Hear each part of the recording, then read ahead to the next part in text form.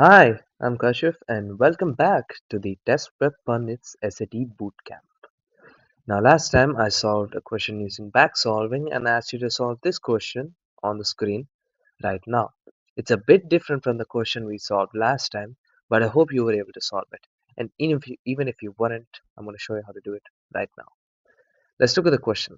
If k is greater than 0, it's positive, and x is equal to 7 in the equation above, what is the value of k? We're going to do the same thing we did last time. Take values from the options and put them into the equation. Now the options are possible values of k, so we're going to need to substitute them in place of k. Now I've rewritten the equation over here on the whiteboard. Basically, they've told us that x is 7, so I put x is 7 and I took it to the other side, added 7 on both sides, and this is the equation we've gotten. Really simple. I hope you understood. Now we're going to do the back solving. Let's take point D, since we took like B in the first video. Let's take D. D is 5, so we're going to need to substitute 5 in place of K.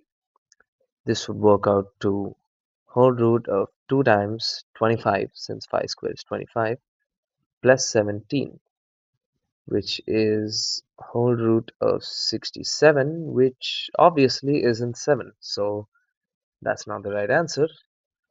Let's take a look at C. C has been pretty lucky for us so far. I'm pretty sure C has been the answer to the past two questions.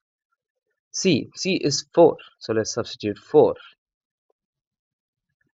Whole root of 2 times 16 plus 17. This is whole root of 32 plus 17, which is whole root of 49. And that is 7. So that's the answer we need. You can mark C as the answer. Now, that's another example of back solving, and there's a last one which I think might be a little trickier than this because it's a bit harder to apply the same principle, but who knows. See if you can solve this question right here.